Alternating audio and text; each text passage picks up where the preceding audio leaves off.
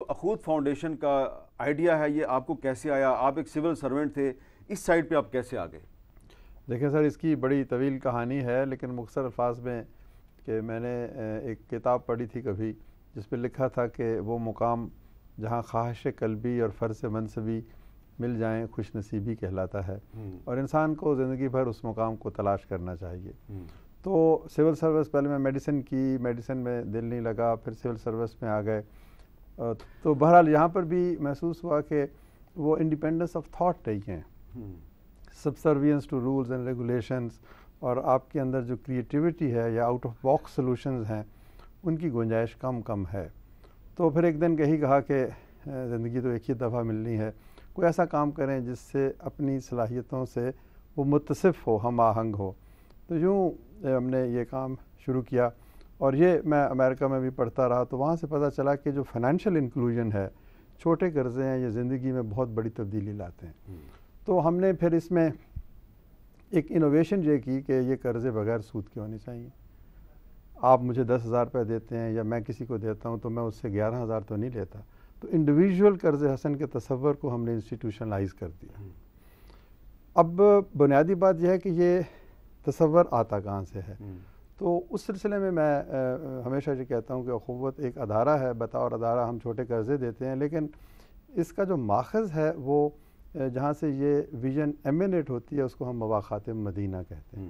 نبی پاک صلی اللہ علیہ وسلم نے بہت واضح طریقے سے بتا دیا کہ غربت ہو اگر کسی معاشرے میں، سیاسی، سماجی، معاشی ناہمواری ہو، دو طبقے ہوں، ہیوز اینڈ ہیو ناٹس، تو اس کا ایک ہی حل ہے کہ ہیوز جو ہیں وہ ہیو ناٹس کو اڈاپٹ کریں، ان کے ساتھ بھائی چارہ کریں۔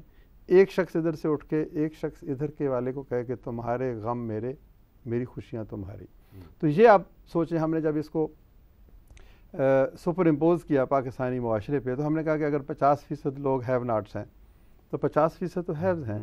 تو ادھر سے ایک شخص ادھر سے ایک شخص سے محبت کرے، اور اس محبت میں بھیک اور چیریٹی کا عنصر نہ ہو بلکہ بھائی چارہ، ایثار اور قربانی ہو، تو یوں ہم شاید ریاست کی مدد کے بغیر بھی ایک خوبصورت معاشرہ بنا سکتے ہیں۔ پیپل ٹو پیپل، ریاست کا تو جیسے آپ نے فرمایا کہ اس کی تو آئینی ذمہ داری ہے، تو ہم بھی کمپلیمنٹ کر سکتے ہیں۔ جو جتنی بھی سول سوسائٹی آرگنائزیشنز ہیں ان کے پاس اتنے وسائل تو نہیں ہے کہ یہ یکا و تنہا غربت کا خاتمہ کریں، لیکن یہ سپلیمنٹ کمپلیمنٹ کر سکتے ہیں جہاں حکومت نہیں پہنچ پاتی یا جو کام حکومت کے بس میں نہیں ہے۔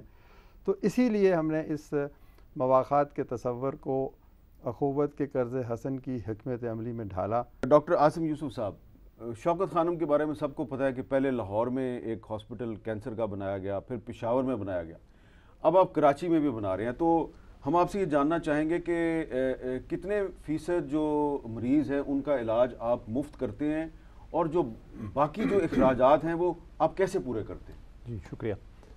کنسسٹنٹلی جی ڈسمبر 1994 سے لاہور میں اور ڈسمبر 2015 سے پشاور میں ہم نے 75% سے زائد جو مریض ہیں کینسر کے ان کا کمپلیٹلی فری علاج کیا ہے۔ یہ اس لیے ممکن ہے کیونکہ ہر سال پچھلے سال سے زیادہ ہمیں پاکستان میں بھی اور اوورسیز سے بھی اپنی زکوٰۃ اور عطیات دیتے ہیں، جس سے ہم یہ ٹریٹمنٹ سپورٹ کرتے ہیں۔ اس کے علاوہ ہمارا اپنا ہاسپٹل ریونیو کا بھی سسٹم ہے۔ ہمارے ملک بھر میں laboratory collection centre network ہے جہاں کوئی بھی جا کے پیمنٹ پہ لیب ٹیسٹ کرا سکتے ہیں، اعلیٰ معیار کی ان کو رپورٹ ملتی ہے۔ اس کا جو پروفٹ یا منافع ہے وہ بھی ہم اسی کام میں لگاتے ہیں۔ تھرڈلی، جو زکوٰۃ کے علاوہ جو نان زکوٰۃ ڈونیشنز، عطیات، صدقہ وغیرہ ہیں وہ استعمال ہوتے ہیں، اور تقریباً 20% مریض جو ہیں وہ اپنے علاج کا خود پیمنٹ کرتے ہیں، تو اس کا بھی جو پروفٹ ہوتا ہے وہ بھی اس سسٹم کو سپورٹ کرتا ہے۔ ایک جو پیشنٹ جس کا کہ علاج آپ مفت کرتے ہیں تو اس کی ٹریٹمنٹ پہ ہاسپٹل کا کتنا خرچہ آتا ہے؟ کیونکہ کینسر ایک بیماری نہیں ہے، سو مختلف خرچے آتے ہیں ڈپینڈنگ کہ کون سا کینسر ہے، کس سٹیج میں ہے۔ جو سب سے کامن کینسر ہے ہمارے یہاں تقریباً 50% ہماری مریض خواتین ہوتی ہیں جن کو چھاتی کا کینسر ہوتا ہے۔ اس میں ابتدائی جو ٹریٹمنٹ ہوتی ہے وہ 12 لاکھ روپے اندازاً اس وقت ہے۔ خون کے کینسر ہیں جیسے لیوکیمیا، اس میں 30 لاکھ تک ہو سکتا ہے، اور اگر بون میرو ٹرانسپلانٹ بھی کرنا پڑے جو آلسو فری ہوتا ہے تو وہ 50 لاکھ تک خرچہ ہو سکتا ہے۔ تو ایک مریض پہ 12 لاکھ سے لے کے 50 لاکھ کا خرچہ آتا ہے، اور اگر آپ 75% مریضوں کا مفت علاج کرتے ہیں تو اس کا مطلب ہے کروڑوں نہیں اربوں روپے میں۔ بالکل، ابھی تک ہم 66 ارب روپے 1994 سے مستحق مریضوں کے علاج پہ خرچ چکے ہیں۔ 66 ارب روپے، بالکل، صرف 2021 میں 9.7 ارب روپے ہم نے خرچے ہیں مستحق مریضوں کا فری علاج. اور آپ کو ہر سال ڈونیشن کتنی ملتی ہے؟ ہر سال ایک تو یہ کہ ہر سال پچھلے سال سے زیادہ ملتی ہے، جس کی وجہ سے ہم ہر سال پچھلے سال سے زیادہ مستحق مریضوں کا فری علاج کرتے ہیں. اس سال کا جو ہمارا بجٹ ہے فار ایگزامپل وہ 28 ارب روپے ہے. اس میں 8 ارب روپے ایک الگ سے ہیں کیونکہ کراچی کے ہاسپٹل کی کنسٹرکشن کے لیے ہم کلیکٹ کر رہے ہیں، بٹ اس کے علاوہ ہمارا ہاسپٹل ریونیو 8 ارب روپے ہم ایسٹیمیٹ کرتے ہیں. زکوٰۃ کا بجٹ 6 ارب روپے ہے، ہمیں امید ہے کہ اس سال جمع ہوگی، اور 6 ارب روپے نان زکوٰۃ ڈونیشن سے ہوتی ہے. شاہد اقبال صاحب، الخدمت فاؤنڈیشن جو ہے وہ صرف پاکستان کے اندر نہیں، پاکستان کے باہر بھی بہت سی خدمات سر انجام دے رہی ہے. پہلے آپ یہ بتائیں کہ پاکستان سے باہر آپ کہاں کہاں پہ ایکٹیو ہیں؟ اس وقت تو سب سے بڑا جو ایشو ہے آپ کو پتہ ہے افغانستان کا اس وقت ایک مسئلہ ہے، اور وہ ایک کمپلیکیٹڈ ایشو اس لیے ہے کہ ایک تو وہاں پر کوئی حکومت کو ریکگنیشن نہیں حاصل، اور دوسرا ہمارے بارڈر کے قریب ہے. تو اس وقت ہم ایک بڑا آپریشن تو ریلیف کا افغانستان کے اندر کر رہے ہیں. تقریباً 100 سے زیادہ ٹرک امدادی سامان جا چکا ہے. اس کے علاوہ ہم وہاں ہیلتھ کیئر میں انٹرونشن کر رہے ہیں. اس کے علاوہ آرفن کیئر کا ایک پروگرام جو ہے وہ بھی ہم جو ہے اس کو لے کر وہاں چل رہے ہیں. تو اس طرح سے یہ ایک انٹرونشن وہاں ہے. اس کے علاوہ اس وقت آپ کو سن کر خوشی ہوگی کہ شامی یتیم بچوں کے لیے غازی انتیب میں ہمارا ایک آرفنیج جو ہے وہ پچھلے 5 سال سے فنکشنل ہے، اور یہ ایک پاکستانیوں کی کنٹریبیوشن ہے بہت بڑی جو وہاں سمجھی جاتی ہے.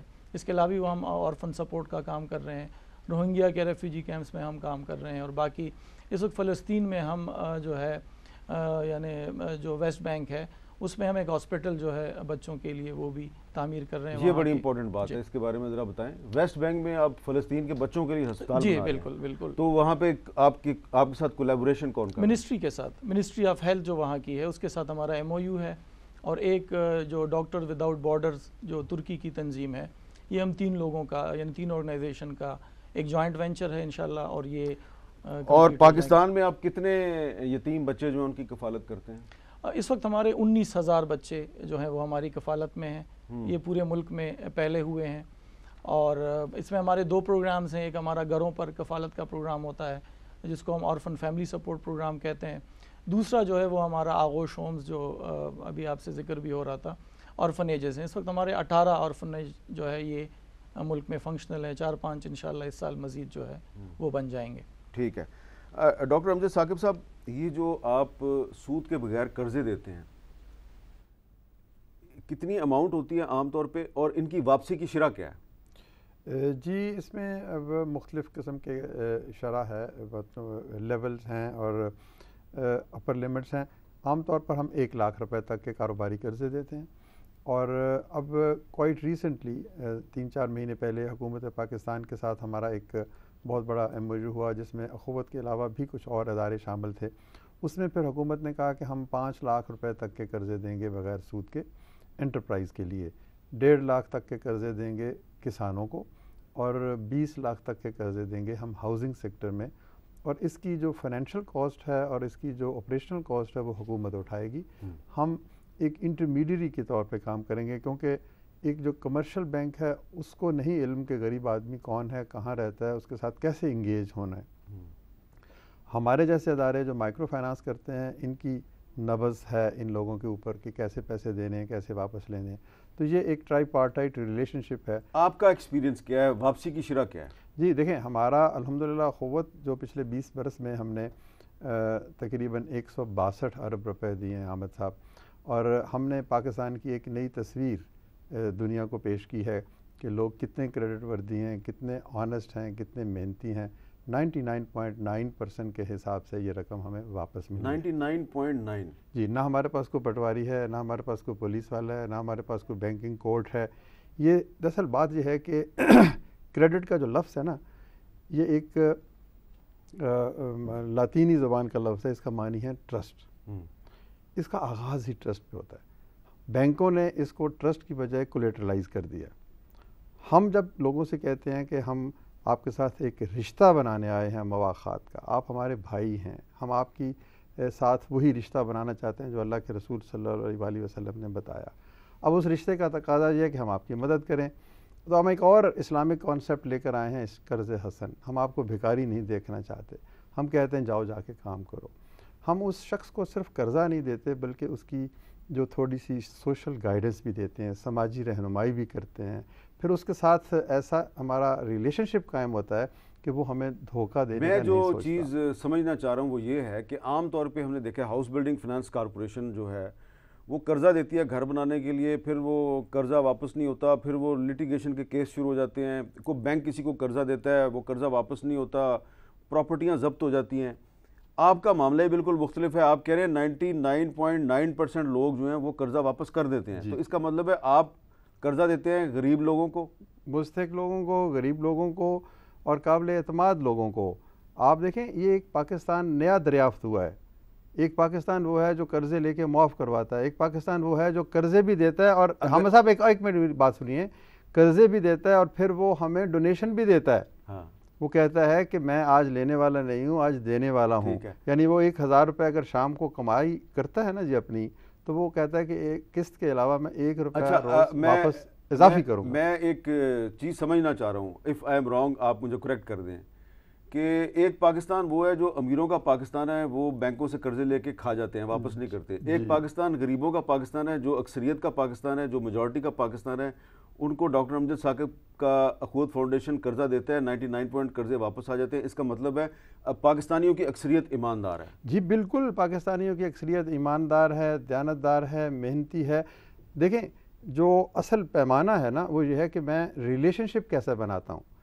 میں اگر گلاب بوؤں گا تو مجھے کانٹوں کی فصل نہیں کاٹنی پڑے گی۔ میں اگر محبت کروں گا ان غریبوں سے، تو غریب کا لفظ میں کوئی ان کی خدا نخواستہ غلطی سے نہیں میں کہہ رہا، اگر مستحق افراد سے میں محبت کروں گا تو وہ آپ کو اندازہ ہی نہیں ہے وہ محبت کا جواب کتنی بڑی محبت سے دیتے ہیں۔ ڈاکٹر عاصم یوسف صاحب، آپ کا جو ادارہ ہے جو کہ اب کراچی میں زیر تعمیر ہے، اس کی انوگریشن کب تک ممکن ہے؟ انشاءاللہ جی یہ پاکستان کا ہمارا تیسرا پاکستان کا سب سے بڑا ٹیرشری کیئر کینسر ہاسپٹل بن رہا ہے۔ 80% اس کا گرے اسٹرکچر بن چکا ہے اس وقت، ابھی فنشنگ کا کام اب شروع ہونے والا ہے۔ انشاءاللہ یہ دسمبر 2023 میں کھلے گا، اور یہ نہ صرف کراچی بلکہ پورے سندھ اور جنوبی بلوچستان مجھے یاد ہے کہ جو پشاور والا تھا اور جو لاہور والا تھا یہ بھی دونوں دسمبر میں ہوئے تھے انوگریٹ۔ 29 دسمبر کو۔ اس کی کیا وجہ ہے؟ لاہور کا 29 دسمبر 1994 میں کھلا تھا، کیونکہ خان صاحب نے پرومس کیا ہوا تھا کہ 1994 کے اندر یہ ہاسپٹل کھل جائے گا۔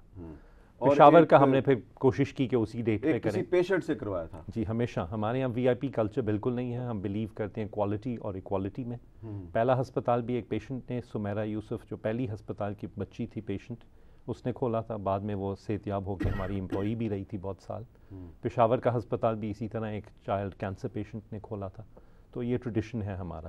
اب یہ بتائیں کہ یہ تو لاہور اور پشاور کے ہاسپٹل فیزز میں کھلے تھے، تو کیا کراچی کا بھی فیزز میں کھلے گا؟ جی سو ایکچولی لاہور کا فیزز میں نہیں کھلا تھا، پشاور کا فیزز میں کھلا تھا۔ پہلے کیموتھراپی، پھر کچھ دیر بعد ریڈیشن، اور پھر پچھلے سال سرجری۔ ہمارا ایم یہ ہوتا ہے کہ سارے ہاسپٹلس میں ایک جیسی فیسلٹیز ہوں۔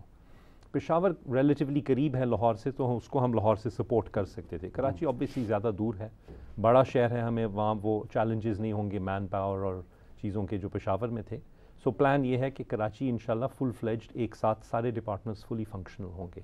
ٹرشری کیئر کا مطلب ہے کہ تشخیص سے لے کے علاج کے سارے جو موڈیلٹیز ہیں، کیموتھراپی، ریڈیشن، سرجری، اور اینڈ آف لائف کیئر، یہ ایک ہمارا اور کانسیپٹ ہے ہمارے ہاسپٹلس میں کہ جب کینسر کا علاج اور نہیں ہو سکتا ہے یا بیماری بڑھ جاتی ہے تو پھر ان مریضوں کے جو علامات ہوتے ہیں ان کو ٹریٹ کرتے ہیں، وہ پیلیٹیو کیئر بھی وہ وہاں شامل کرتے ہیں۔ کراچی کا جو ہاسپٹل ہے اس میں کتنے پیشنٹس کی ایک وقت میں کتنے پیشنٹس کی ٹریٹمنٹ ہو سکے گی؟ جی اس وقت ہم لاہور اور پشاور میں ملا کے 12,000 نئے پیشنٹس کو ٹریٹ کرتے ہیں ہر سال، اور 35,000 کے قریب مریض ایسے ہوتے ہیں جن کا ایکٹیو ٹریٹمنٹ ہو چکا ہوتا ہے، وہ فالو اپ پہ ہوتے ہیں۔ کراچی میں ہمارا ایسٹیمیٹ ہے کہ تقریباً 8,000 اور ہم مریض انشاءاللہ نئے مریض ایکسیپٹ کر سکیں گے، تو ٹوٹل 20,000 ہو جائیں گے انشاءاللہ۔ شاہد اقبال صاحب، الخدمت فاؤنڈیشن پاکستان میں میں نے سنا ہے کہ صاف پانی کی فراہمی کے بھی منصوبے جو ہے وہ ان میں بھی کنٹریبیوٹ کرتی ہے، اور اس طرح کے کون کون سے منصوبے ہیں آپ کے؟ اس وقت پانی میں ہم نے پچھلے سال حامد میر صاحب 2,000 پانی کے منصوبے کمپلیٹ کیے، اور یہ ایک بڑا ہمارے لیے ایک جو ہم نے اچیو کیا ہے اس کو۔ اور ڈیلی اس وقت ہمارے پانی کے منصوبوں سے 3.1 ملین یعنی 31 لاکھ لوگ جو ہے ملک بھر میں مستفید ہو رہے ہیں، اور یہ یعنی پورے پاکستان میں ہے، یہ ہلی ایریاز میں بھی ہیں، یہ ڈیزرٹس میں بھی ہیں۔ آپ کو علم ہوگا نعمت اللہ خان صاحب نے 1990 کے آس پاس یہ جب تھر میں پہلا جو ڈراٹ تھا وہ آیا تھا، تو اس میں انہوں نے زمزم پروجیکٹ کے نام سے وہاں کنویں کھودنے کا سلسلہ شروع کیا تھا. تو یہ اب جاری ہے پورے ملک میں، جہاں جہاں ہو، چولستان ہو، تر ہو، یا ایون یہ جو ساؤتھ ہے KPK کا، یا انٹیریئر سندھ ہے، پنجاب کا بھی اسی طرح سے جو رورل پنجاب ہے اس میں بھی ضرورت ہوتی ہے. اس کے علاوہ جو اربن سینٹرز ہیں وہاں بہت بڑا مسئلہ ہے پانی کا. یعنی اس وقت اتنا بڑا پانی کا مسئلہ شیخوپورہ میں نہیں ہوگا جتنا لاہور میں ہے. تو لاہور میں اور اس طرح کے شہروں کے لیے ہم نے اس میں پھر جو فلٹریشن پلانٹس کا ایک بڑا سلسلہ شروع کیا ہے. آپ کو پتہ ہی ہے گورنمنٹ کے لیول پر بھی یہ کام شام ہوتے ہیں، لیکن اکثر وہ پھر بند ہو جاتے ہیں، ٹیک کیئر نہیں ہوتا اس وجہ سے. تو اس کا بھی الحمدللہ ایک اچھا پروجیکٹ ہمارے پورے ملک میں جو ہے، یہ پروجیکٹس بھی اس وقت کھل رہے ہیں.